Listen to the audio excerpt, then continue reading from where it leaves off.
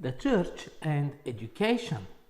We are deep into a study on education this quarter, and it's probably different than what most of us would expect. The author's approach is to look at different areas and from different perspectives, looking at how we were created to learn and grow. Then, how do we actually learn? What is important to learn? And how do we form our thinking and knowledge? And in the base of all this is the understanding that God created us and He wants to be involved and to lead us in this experience. So this week we are looking at the church and education. And I remember when the church was the primary source of education when it comes to Christian principles and Christian values. With time, Christian communities grew. So we started relying more on Christian schools and Christian colleges and universities and camps to do the job of Christian education. Did they succeed in doing so? I believe it's time to remind ourselves the crucial role that the church plays in educating not only our children, but each and every member who is a willing student. Christian schools are specific cases where all the principles of the study are to be applied, but the subject is much broader and it involves all our experiences as community. Couple of things impressed me from the beginning of the lesson.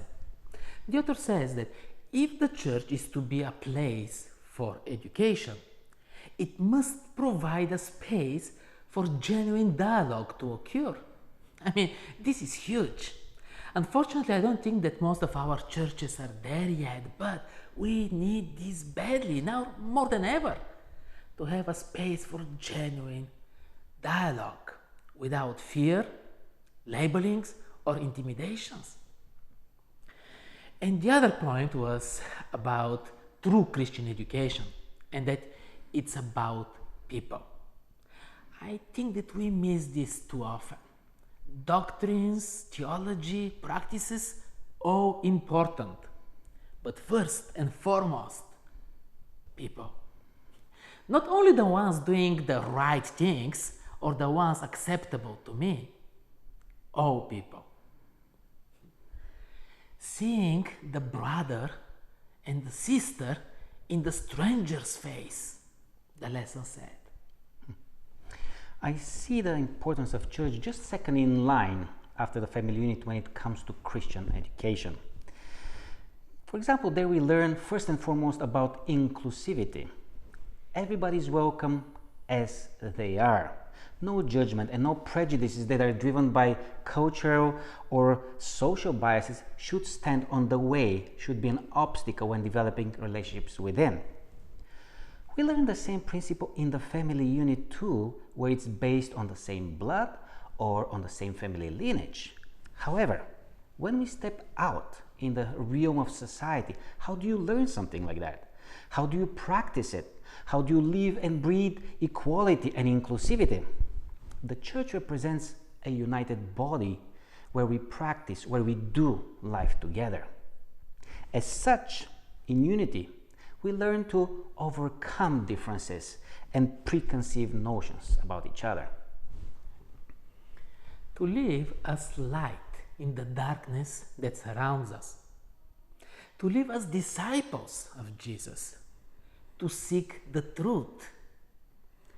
The lesson goes through these important principles, especially as we experience them in the context of community, as church. I also like the reference to curiosity as the driving force behind education and progress in the physical world, but also in the spiritual.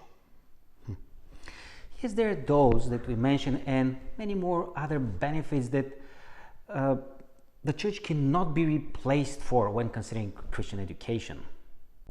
I'd like to jump at the last point of our study where it talks about the church as a place where we share our lives.